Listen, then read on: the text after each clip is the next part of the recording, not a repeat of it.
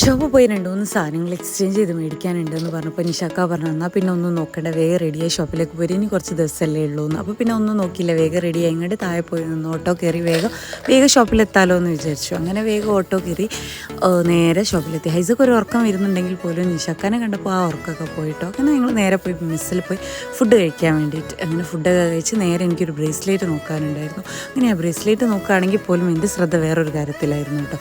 അതിൽ നമ്മളെ ഹെൽപ്പ് ചെയ്യുന്ന ഒരേ ഒരാളാണ് വസുവിനെ വേഗം ഞാൻ തന്നെ വിളിച്ചിട്ടുണ്ടായിരുന്നു. എന്താണെന്ന് വെച്ചാൽ എനിക്ക് സമയമില്ല, വേഗം കുറച്ച് സാധനങ്ങളൊക്കെ നോക്കേണ്ടി കിട്ടും. അങ്ങനെ ഇതാ മിഷു പിന്നെ ഹൈസൻ്റെ ഫേവറേറ്റ് ആയിട്ടുള്ള വസു വന്നിട്ടുണ്ടായിരുന്നു. എനിക്ക് കുറച്ച് ചെയിനൊക്കെ ഇടണം എന്ന് പറഞ്ഞപ്പോൾ ഒന്നും നോക്കിയില്ല, വേഗം ഡയമണ്ട് സെക്ഷനിലേക്ക് പോരുമെന്ന് പറഞ്ഞു. അങ്ങനെ അവന് 2-3 ചെയിനൊക്കെ എടുത്തു തന്നു. ഞാനതൊക്കെ ഇട്ടു. ഇതാണ് ഷോപ്പിലെത്തിയാലുള്ള എൻ്റെ മെയിൻ പരിപാടി കേട്ടോ. ഏതായാലും നമുക്ക് മേടിച്ച് ഇട്ടിട്ട് പോകാനുള്ള ഒരു കപ്പാസിറ്റി ഒന്നുമില്ല. അപ്പോൾ പിന്നെ നല്ല നല്ല ചെയിൻ കാണുന്നു, ഇട്ട് നോക്കുന്നു, ഫോട്ടോസ് എടുക്കുന്നു, വീഡിയോസ് എടുക്കുന്നു, ഇത് തന്നെ പരിപാടി. പിന്നെ കുറേ നേരം കഴിഞ്ഞപ്പോൾ ഹൈസനെ കണ്ണുമ്പോൾ കൊണ്ടെടുക്കണമല്ലോ. ഹൈസ സോഫയിൽ കയറി നിൽക്കുക, ചാടുക, സോഫമ്മ കയറുക, ചാടുക, എല്ലാവരും ഹൈസനെ തന്നെ നോക്കിയിരുന്നായിരുന്നു. ഒരൊറ്റ ബലൂണേ ഉണ്ടായിരുന്നുള്ളൂ. കുട്ടികളൊക്കെ ആണെങ്കിൽ അത് നോക്കി നിൽക്കുകയായിരുന്നു. മിഷുപ്പി ഹൈസ ആ ഒരു ബലൂൺ വെച്ച് കളിക്കുകയായിരുന്നു. ഹൈസനെ പിന്നെ നോക്കിയില്ലെങ്കിൽ ഹൈസ ആരെങ്കിലും കൂടെ പോയിക്കാളോ.